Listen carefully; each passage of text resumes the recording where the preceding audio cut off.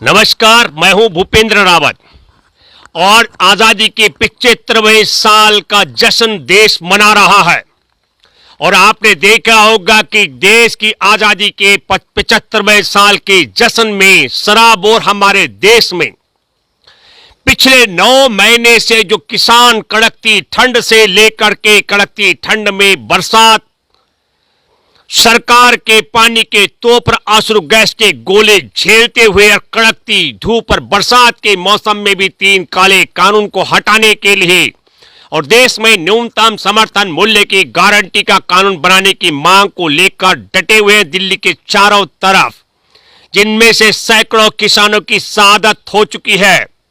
आज किसानों ने भी आजादी के 75वें साल का जो जश्न और जो उत्साह था वो आप सब लोगों ने देखा होगा। किसानों के चेहरे पर उनके हाव से न कहीं पिछले 9 महीने के संघर्ष, न सरकार के लाठी और पानी के तोप और आंसू गैस के गोलों के हमलों का शिकन था, न कड़कती ठंड से लेकर के और अब तपती गर्मी और बरसात को झेलने का असर दिख रहा था, और न अपने बीच के शहीद हो शहादत दे चुके किसानों के गम में थे। सब के सब जश्न में सराबोर थे। लेकिन मैं देश की आजादी के 75वें साल के जश्न में आज हमारे देश के प्रधानमंत्री नरेंद्र मोदी के लाल किले से संबोधन के दौरान उससे पहले मैं सैल्यूट करना चाहूंगा मीराबाई चानू, मणिपुर से हमारे देश में रजत पदक विजेता। वेट लिफ्टिंग में मैं मीराबाई चानू को, पूरे देश को सैल्यूट करना चाहे। मीराबाई चानू ने पदक जीतने के लिए जो तैयारी की, अपने घर से 25 किलोमीटर दूर आना और जाना होता था, और मीराबाई चानू इसके लिए गरीबी के कारण, निर्धनता के कारण जो ट्रक सामान लेकर आवागमन करते थे उनसे मदद लेकर, उनसे लिफ्ट लेकर के अपने प्रैक्टिस स्थल तक जाती और अपने घर आती रही हैं। मीराबाई चानू ने हमारे देश में और दुनिया में मिसाल काम की कि इंसान को कभी भी मौका प्रस्त नहीं होना चाहिए, या मैं ये कह सकता हूं कि किसी व्यक्ति के योगदान को दरकिनारे नहीं करना चाहिए। मीराबाई चानू ने 150 ट्रक ड्राइवरों को ढूंढकर एकत्र करके अपने घर पर उनका स्वागत समारोह किया। अब आप कहेंगे कि मैं आज ये जिक्र क्यों करना चाह रहा हूं। हमारे देश में आजादी के 75वें साल में देश के लाल किले के प्राचीर से देश के प्रधानमंत्री नरेंद्र मोदी देश को संबोधित करते हैं। आज मैं बड़े ध्यान से सुन रहा था, मैं मेरे पैतृक गांव में हूं और मैं सुन रहा था, सुनना चाह रहा था कि हमारे देश के प्रधानमंत्री फेंकने में कितना माहिर है, कितना दूर तक फेंकेंगे। और फेंकने के दौरान मैं एक बात बहुत निर्भीकता से कहना चाहता हूं मेरे दोस्तों, प्रधानमंत्री नरेंद्र मोदी या तो शर्मसार के ना कारण या संकोच के कारण, संकोच बस देश के पहले प्रधानमंत्री पंडित जवाहरलाल नेहरू के नाम का उच्चारण करने का साहस नहीं कर पाए। क्या कारण है? मीराबाई चानू जिस ट्रकों की मदद से, जिन ट्रक ड्राइवरों की मदद से प्रैक्टिस स्थल तक जाने और आने में और रजत पदक हासिल करने में, जीतने में कामयाब हुई, उन सब का स्वागत करती है। और हमारे देश में, देश की आजादी की लड़ाई में 1 दशक तक जेल में रहने वाले देश के प्रथम प्रधानमंत्री पंडित जवाहरलाल नेहरू, जिन्होंने देश की आजादी के बाद अपने खजाने में जमा धन भी देश के खजाने में जमा कराने में योगदान किया था, मैं उसका जिक्र नहीं करूंगा। और लाल किला के प्राचीर से 75वें साल में देश में एक ऐसा शख्स प्रधानमंत्री की कुर्सी पर बैठा हुआ है, देश को संबोधित करता है, जो देश के पहले प्रधानमंत्री का नाम नहीं लेते। और मैं फिर यही नहीं, जब पीएमओ से ट्वीट किया जाता है तो उसमें जिक्र किया गया कि पंडित जवाहरलाल नेहरू जी का भी जिक्र किया गया, पहले प्रधानमंत्री का। और मैंने तत्काल, मैं आपके माध्यम से भी और सार्वजनिक तौर पर देश के प्रधानमंत्री नरेंद्र मोदी को चुनौती देता हूं। मैं भूपेंद्र रावत ये दावा करता हूं कि प्रधानमंत्री नरेंद्र मोदी के ट्विटर हैंडल से झूठी बात कही गई है कि नेहरू जी का नाम का जिक्र किया गया है। अगर नेहरू जी के नाम का जिक्र किया गया है और मैं यह झूठा आरोप लगा रहा हूं तो प्रधानमंत्री नरेंद्र मोदी तत्काल मेरे खिलाफ कार्रवाई करें। और यदि मैं जो सत्य बता रहा हूं, देश की 139 करोड़ आबादी में से जिन करोड़ों लोगों ने आज प्रधानमंत्री के संबोधन को सुना, उसमें नेहरू जी के नाम का जिक्र नहीं था, तो देश के पहले प्रधानमंत्री का नाम का जिक्र ना करके, देश की आजादी के पहले प्रधानमंत्री के नाम का जिक्र ना करके देश का अपमान करने के लिए प्रधानमंत्री नरेंद्र मोदी देश से माफी मांगे। अनुसरण करना चाहिए था प्रधानमंत्री नरेंद्र मोदी को, मीराबाई चानू से सीखना चाहिए था कि मीराबाई चानू ने ट्रक ड्राइवरों का भी सम्मान किया।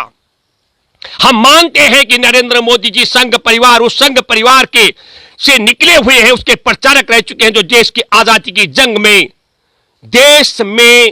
देश के आजादी की जंग में गोरों की पक्ष में, कंपनी सरकार के पक्ष में जासूसी करने वाला गिरोह था।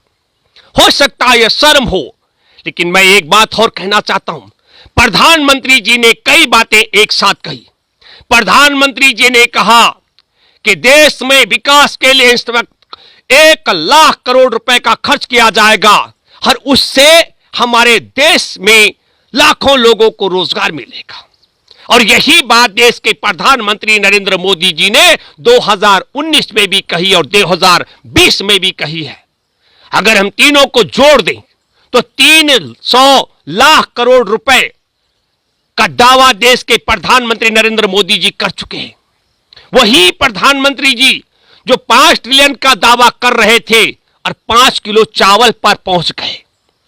वही प्रधानमंत्री जी जो पहले दावा कर रहे थे कि हमने पूरे विश्व को वैक्सीन बांटा, अब कहने लग गए हैं कि हमारे को दूसरे देशों पर वैक्सीन के लिए हम निर्भर नहीं है, हमारी अपनी वैक्सीन नहीं होती तो क्या होता, हम मुफ्त में अनाज बांट रहे हैं। प्रधानमंत्री नरेंद्र मोदी जी जो दावा आज कर रहे हैं लाल किले की प्राचीर से, मैंने 2020 में मार्च में जिस दिन लॉकडाउन लगाया गया था, उस बीच में मैंने कहा था हमारे देश में लाखों लोगों की जान जा सकती है कोरोना से, जो मरेगा जिसकी भी जान जाएगी, और नरेंद्र मोदी बचे हुए लोगों के लिए दावा करेंगे कि इनको बचाने की भूमिका मेरी है।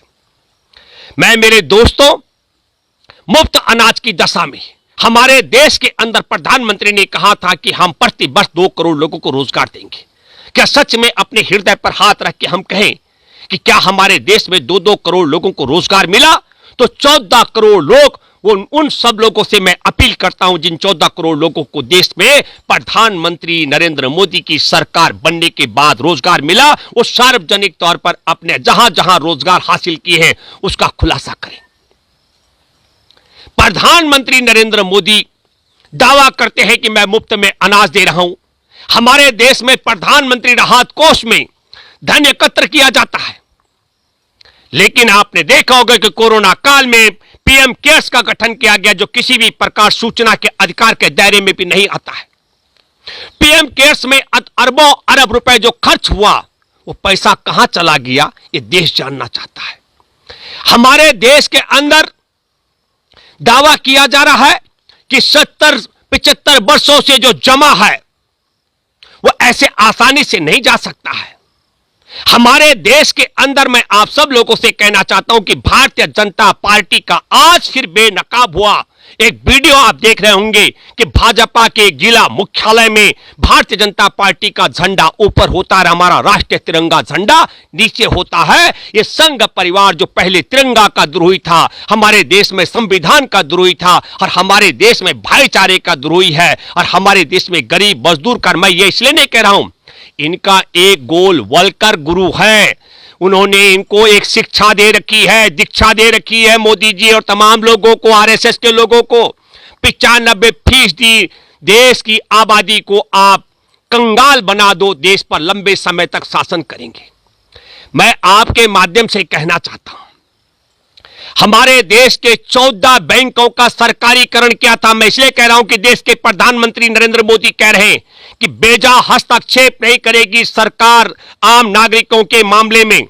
जब 14 बैंकों का राष्ट्रीयकरण किया गया था, तब एक देश में जमा करने वालों के, जो हमारे देश में बैंकों में जमा करने वाले लोग थे, उनके पैसे की गारंटी की व्यवस्था हो सके। दो, जो बैंकों में कर्मचारी हैं, उनको सम्मानजनक तरीके से उनको वेतन देने की व्यवस्था कायम हो सके। और तीसरा, महाजनों की सूदखोरी से देशवासियों को बचाया जा सके। और आज प्रधानमंत्री नरेंद्र मोदी हमारे देश में बैंकों को बेच रहे हैं निजी हाथों में, हमारे देश की रेलवे व्यवस्था को बेच रहे हैं निजी हाथों में। हमारे देश के अंदर एक तरफ घर घर गैस एजेंसी, गैस सिलेंडर और गैस कनेक्शन पहुंचाने की बात की जा रही है, और दूसरी तरफ gas authority of India, Hindustan petroleum जैसे हमारे नवरत्नों को नीलाम किया जा रहा है, LIC को बेचा जा रहा है। और अभी तो नीति आयोग इनकी है, नीति आयोग तो दुनिया विदेश में जाकर कह रहा है कि सरकार की हैसियत टीका लगाने की नहीं है, सरकार टीका लगाने में असक्षम है। मैं ये जिक्र इसलिए कर रहा हूं कि प्रधानमंत्री नरेंद्र मोदी जी ने आज कई बातें कही। उन्होंने यह भी दावा किया है कि 2 वर्ष के कार्यकाल में 4.5 करोड़ परिवारों के पास हमने घर घर नल से जल पहुंचा दिया है। मैं अपील करता हूं आप सब लोगों से, जरा 4.5 करोड़ लोगों की सूची सार्वजनिक करें, उन परिवारों की, प्रधानमंत्री नरेंद्र मोदी जी जिनका वो दावा कर रहे हैं। वो दावा कर रहे हैं कि देश में ब्लॉक स्तर पर आधुनिक हॉस्पिटल बनाया जाएगा।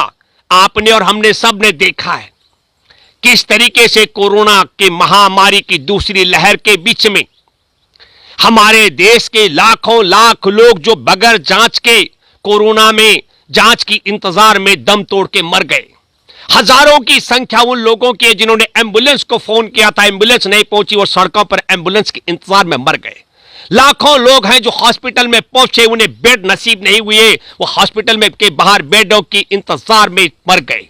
और हजारों की संख्या उनकी है जो घरों से लेकर हॉस्पिटल में बेड पर ऑक्सीजन की इंतजार में मर गए। अब कहा जा रहा है कि एक एक हॉस्पिटल में ऑक्सीजन होगा। आज देश ऑक्सीजन नहीं मांग रहा है मोदी जी, देश रोजगार मांग रहा है।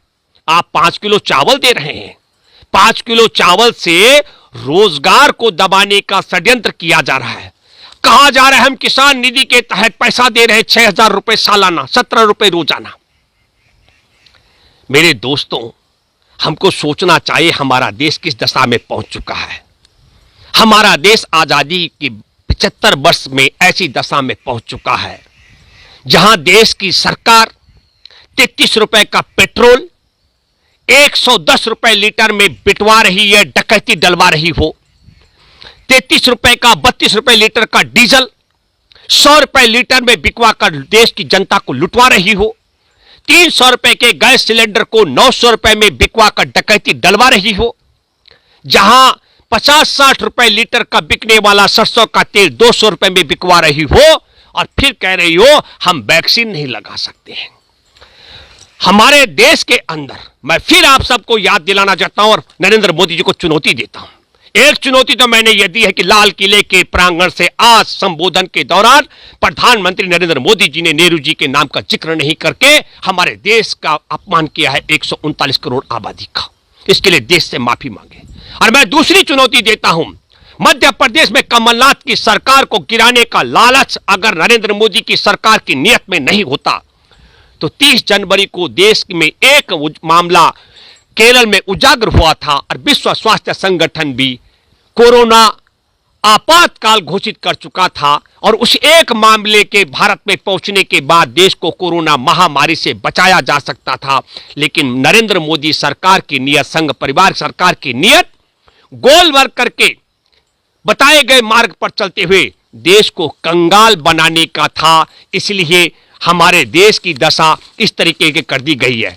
मैं आप सबके साथ एक बात जिक्र करना चाहता हूं कि हमारा देश किस दशा में पहुंच चुका है।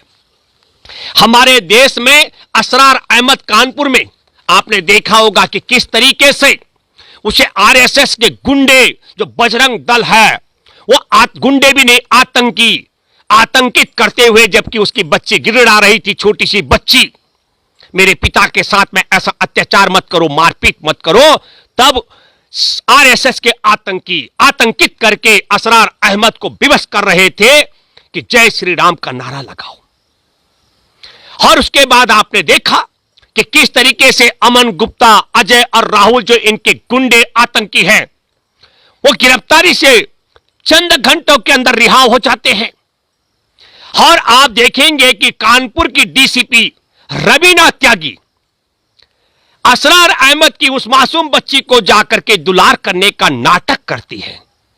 मैं आपके माध्यम से कहना चाहता हूं डीसीपी रवीना त्यागी, आप गुलाम नहीं हैं आरएसएस भाजपा परिवार की। आप आईपीएस बनते समय आपने संविधान की हिफाजत की कसम खाई थी, कसम है आपको संविधान की। आप ये बताइए कि उन आतंकियों पर इतनी कमजोर धारा के तहत मुकदमा दर्ज हो सकता था? तो मैं ये कहना चाहता हूं आपके माध्यम से कि हमारे देश में बजरंग दल, आरएसएस के आतंकी जब आतंक फैलाते हैं तो पुलिस वाले उन पर हल्की धारा लगाते हैं और फिर पुलिस वाले नौटंकी करने के लिए उनके घर जाते हैं। मैं दूसरा जिक्र करना चाहूंगा, एक एक जिक्र। सवाल यह नहीं है कि देश के पहले प्रधानमंत्री के नेहरू जी का नाम नहीं लिया। मैं फिर यह कहना चाह रहा हूं कि देश ऐसी दशा में पहुंच चुका है। मैं व्यक्तिगत तौर पर यह मानता हूं, सामाजिक तौर पर यह मानता हूं कि इतनी बड़ी आतंकी वारदात जो असरार अहमद के साथ की गई कानपुर में, अगर ये किसी और ने की होती तो निश्चित तौर पर मैं दावे के साथ मैं कह सकता हूं कि उन पर उनकी जमानत के लाले पड़ गए होते। मैं दूसरा जिक्र करना चाहता हूं आपके साथ, 14 सितंबर 2020 का हाथरस की उस बेटी का जिसके साथ में गैंगरेप किया गया, जिस वाल्मीकि किसान, छोटे जोत का किसान है, 5 बीघा जमीन उनकी खेती उनके कागजों में नाम पर है, लेकिन 3.25 बीघा जमीन उनके पास भौतिक तौर पर है। शोध का विषय है कि 2 बीघा से ज्यादा जमीन पर किसका कब्जा है। उस बालिका की कमर तोड़ दी गई, जुबान काटी गई, और आपको मालूम होगा जब स्थानीय हॉस्पिटल में जहां उपचार चल रहा था हाथरस में, वहां से उसे रेफर किया गया एम्स में, तो सफदरजंग हॉस्पिटल में एडमिट कराया गया, और जब वहां जान चली गई तो उसके शव को 29 सितंबर की देर रात को उसके घर के पास नरेंद्र मोदी और योगी आदित्यनाथ के इशारे पर ठिकाने लगाया गया। जो बलात्कारी थे उनमें एक संदीप नाम है, लेकिन उस संदीप की जगह जो बलात्कार की शिकार हुई पीड़िता, जिसकी जुबान काटी गई, कमर तोड़ दी गई, जिसकी हत्या कर दी गई, उसी के भाई संदीप को, जो वसुंधरा गाजियाबाद उत्तर प्रदेश की लाल पैथ में उस दिन, जिस दिन उसकी बहन की जुबान काटी गई, कमर तोड़ी गई, गैंग रेप किया गया, उस दिन ड्यूटी पर था। तो मैं दूसरी बात कहना चाहता हूं कि पीड़िता को न्याय दिलाने की बजाय उसी के परिवार और उसके सगे भाई को फंसाने का षड्यंत्र किया जा रहा था। मैं जिक्र करना चाहूंगा उन्नाव का। आप सब लोग जानते हैं कि कुलदीप सेंगर भाजपा विधायक ने अपनी चचेरी बहन, 17 साल की चचेरी बहन के साथ में रेप किया था, बलात्कार किया था। यह मैं जिक्र कर रहा हूं जून 2017 का। उस बच्ची को कहीं न्याय नहीं मिला। जब उस परिवार ने बहुत ताकत लगाई कि उन्हें न्याय होना चाहिए, बलात्कारी को सजा होनी चाहिए, तो अप्रैल 2018 में बलात्कारी कुलदीप सेंगर के भाई ने बेरहमी से पीड़िता के पिता की पिटाई की, और 9 अप्रैल 2018 को पीड़िता के पिता की जान चली गई। और जिस समय बलात्कार पीड़िता को पिता को बेरहमी से पीटा जा रहा था पुलिस कस्टडी में बलात्कारी के भाई के द्वारा, वहां पर जो आई विटनेस था, अगस्त के महीने 2018 में संदिग्ध परिस्थितियों में उसकी जान चली गई। 2019 को जुलाई का मैं जिक्र कर रहा हूं कि सड़क दुर्घटना में आप सबको मालूम होगा कि ट्रक से टक्कर मार करके किस तरीके से उन्नाव की बलात्कार पीड़िता की गाड़ी पर टक्कर मारी गई, वो और वकील मरणासन रहे लंबे समय तक, और उसकी चाची और मौसी की जान चली गई। इस पूरे मामले में हम क्या कहना चाह रहे हैं कि बलात्कार पीड़िता को न्याय देने की बजाय उसके पिता को पीटा गया, उसकी हत्या कर दी गई, चाचा को जेल में डाला गया, पीड़िता को भी खत्म करने का प्रयास किया गया और सरकार की तरफ से कुलदीप सेंगर को इस पूरे ट्रक हमले में क्लीन चिट का लाइफ सर्टिफिकेट दिया गया।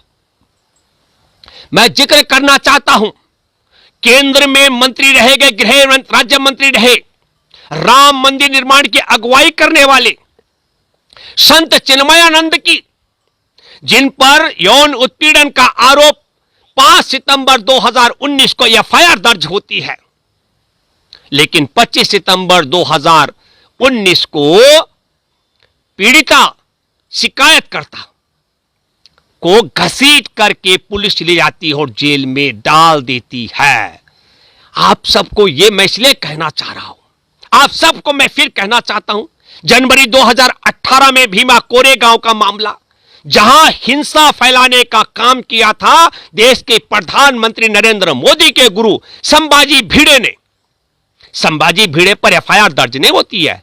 एफआईआर दर्ज होती है, आपने देखा होगा 80 वर्षीय स्टेन स्वामी, जो पुलिस के जो जेल में हिरासत में रहते हुए जिनकी जान चली गई है। आनंद तेल तुंबड़े, जो बाबा साहेब के परिजनों रिश्तेदारी में हैं, जो 30 पुस्तकें लिख चुके हैं, जो हमारे देश में आदिवासी, वंचित, दलित, इन सब तबकों की लड़ाई लड़ते हैं। मैं सुधा भारद्वाज से लेकर के गौतम नवलखा तक, बरबरा राव से लेकर के गोंजाल्विस तक और अरुण फरेरा तक, अरुण से लेकर सब लोगों का, उन लोगों को जो लेखक हैं, बुद्धिजीवी हैं, जो इस देश में आम दलित, वंचित, किसान, मजदूर, आदिवासियों के पक्ष में आवाज उठाने वाले हैं, उन पर एफआईआर दर्ज होती है और हिंसा फैलाने वाले संभाजी भिड़े का कहीं जिक्र नहीं होता है। सोनी सोरी छत्तीसगढ़ का आपने जिक्र मैं करना चाहता हूं, जिस पर तेजाब फेंकवाने का काम डीएसपी कलूरी ने किया था। डीएसपी कलूरी का प्रमोशन हो जाता है और सोनी सोरी पर एफआईआर दर्ज हो जाती है। आप सबको मालूम होगा कि वायुसेना में तैनात एक सैनिक के पिता अखलाक को पीट पीट कर मार डाला जाता है, उसके भाई को अधमरा कर दिया जाता है। और यह काम करने वाले संगीत सोम, जो भाजपाई विधायक है, जो मुजफ्फरनगर के दंगों में भी जिसका नाम जिक्र में आ रहा है, उसके गुंडे करते हैं और एफआईआर मृतक अखलाक के परिवार पर दर्ज होती है। बीआरडी मेडिकल कॉलेज का मैं जिक्र कर रहा हूं। बीआरडी मेडिकल कॉलेज में बच्चों का उपचार करने वाले डॉक्टर कफील खान पर ऑक्सीजन की कमी का मुकदमा दर्ज करके जेल में डाला जाता है। वो डॉक्टर है बच्चों के, और ऑक्सीजन की कमी से 100 से ज्यादा लोगों की जान चली गई। 2019 में उन्हें निर्दोष आंतरिक जांच में बताया गया। और बड़ी रोचक बात मैं कहना चाहता हूं कि ऑक्सीजन कमी का मुकदमा योगी आदित्यनाथ पर दर्ज होना था, उत्तर प्रदेश के मुख्यमंत्री पर या स्वास्थ्य मंत्री पर, या वहां जो बीआरडी मेडिकल कॉलेज में जिसकी जिम्मेवारी थी। लेकिन क्योंकि डॉक्टर कफील खान मुसलमान था, इसलिए डॉक्टर कफील खान को फंसाया गया और डॉक्टर कफील खान को जेल में डलवाया गया। मैं ये बात और कहना चाहता हूं कि 5 जनवरी 2020 को जवाहरलाल नेहरू विश्वविद्यालय पर दिल्ली विश्वविद्यालय से एबीवी के जो गुंडे गए थे नकाबपोश, उन्होंने जेएनयू पर हमला किया। हमला करने में जवाहरलाल नेहरू विश्वविद्यालय की ऐसी घोष छात्रों की अध्यक्षा घायल हो जाती, उनका सर फट जाता है रॉड से। उन पर या उनके खिलाफ जिनको पीटा है एबीवी के गुंडों ने, उनके खिलाफ एफआईआर दर्ज होती है और एबीवी के किसी भी गुंडे को, हमलावर को गिरफ्तार नहीं किया जाता है। यह बात भी हमको ध्यान से रखनी होगी।